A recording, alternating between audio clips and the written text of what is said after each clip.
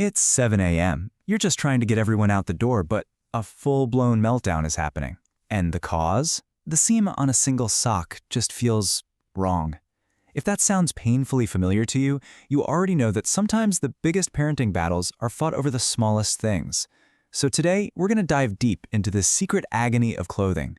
We'll explore the science behind why a simple t-shirt can feel like a cage to your child, and most importantly, what you can actually do to help. Let's start with this quote from a really recent study. It's from an autistic adult, and wow, it just cuts right to the heart of the issue, doesn't it? This shows us that this isn't just some fleeting childhood phase. That daily struggle with clothing, it has real, long-term consequences that can impact how people see themselves and express who they are well into their adult lives. I bet you're nodding your head right now. If you are, just take a deep breath. You are so not alone. That frantic morning, the tears, the frustration, both yours and your child's over a seam that isn't right or a tag that scratches, it can feel completely baffling and honestly, just exhausting. But what if I told you that meltdown isn't about defiance? It's a genuine crisis moment for your child, and thankfully, new research is finally giving us the tools to understand why. Okay, so let's pull back the curtain on this secret agony.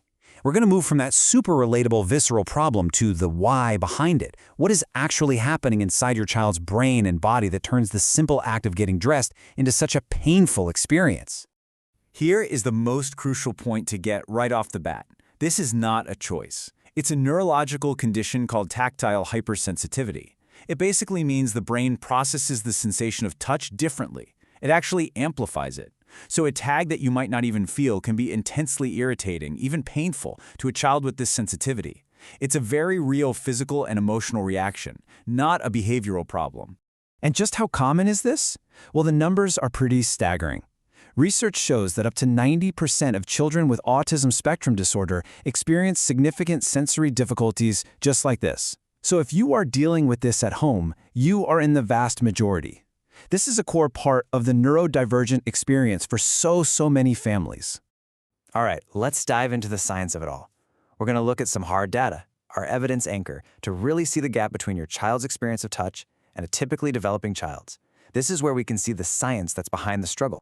Now, check this out. What's so fascinating here is how clearly this data shows the difference. This comes from a major observational study, and it compares the average scores for touch processing difficulty. A typically developing child scores, on average, around 17, but a child with ASD, almost 24. That is not a small variation. It's a statistically significant, totally measurable difference in how their nervous system is registering the world through their skin.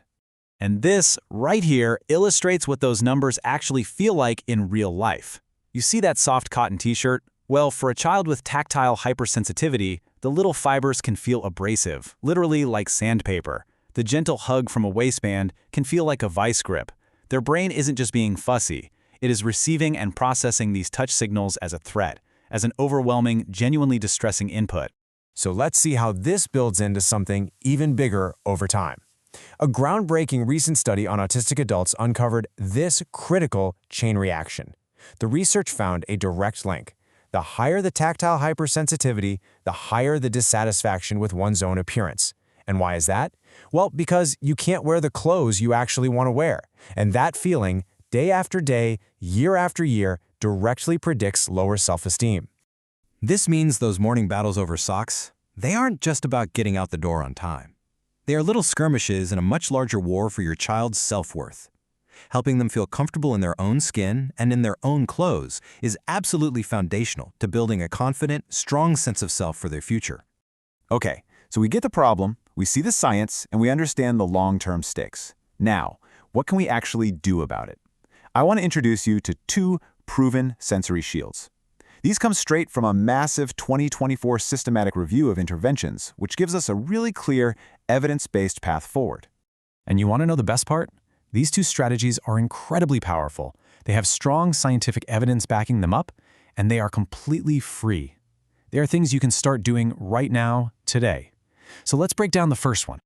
The first proven shield is called Deep Pressure Tactile Input. Now, that's a therapeutic term for something really simple. Firm, gentle, sustained pressure on the body. Just think of a really tight hug, or being under a heavy blanket, or maybe being squeezed between two pillows. It's not about light, ticklish touch. It's about a firm, grounding sensation that feels safe. So, why does this work so well? Here's the neuroscience. Deep pressure helps to switch the body's autonomic nervous system. It actually decreases the activity of the sympathetic nervous system. That's our fight or flight response that gets activated during a sensory meltdown. And at the same time, it increases the activity of the parasympathetic nervous system, our rest and digest system, which brings a sense of calm and regulation. You're essentially using touch to tell the brain, hey, you are safe. So here is your first practical action step. Try this tonight. Before bed or even during a moment of stress, take a heavy blanket or a comforter and roll your child up in it like a little burrito. You want it to be firm, but of course gentle and safe. Let them stay there for just a few minutes. It's a playful way to provide that organizing deep pressure their nervous system is craving. Now for our second proven shield, also confirmed by that huge 2024 review, it's officially called caregiver training. But what that really means is that you become a sensory detective for your child. Your observation, your intimate knowledge of your own kid is an incredibly powerful clinical tool. And here's the neuroscience behind why your observation is so powerful. When you identify a sensory trigger like a scratchy wool sweater, and you respond by removing it and offering a safe alternative, you're doing so much more than just stopping a meltdown. You are co-regulating with your child. You're teaching their nervous system what calm feels like.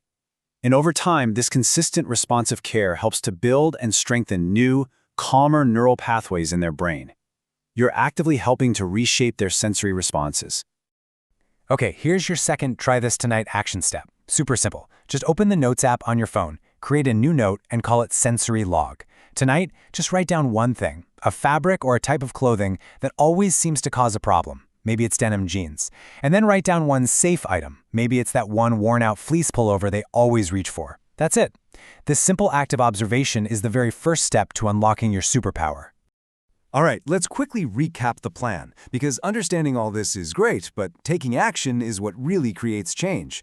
We've talked about the problem and the science, so now let's just lock in these solutions. Here are your 3 crucial takeaways. Number 1, your child's sensory pain is real, it's neurological, and as we saw in that data, it is measurable. Number 2, deep pressure is a scientifically proven tool to help calm their nervous system. And number 3, never, ever underestimate the power of your own observation. You are the expert sensory detective for your child. What's really cool is that the fashion industry is very slowly starting to catch on.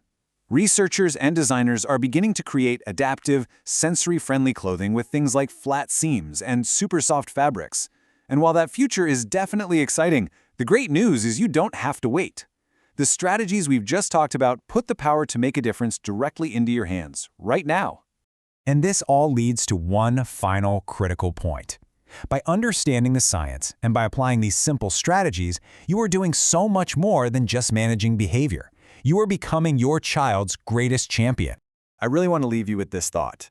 All of this research, the studies, the data, the neuroscience, it isn't meant to replace your parental intuition. Not at all. It's meant to enhance it. You are and you always will be the world's leading expert on your child.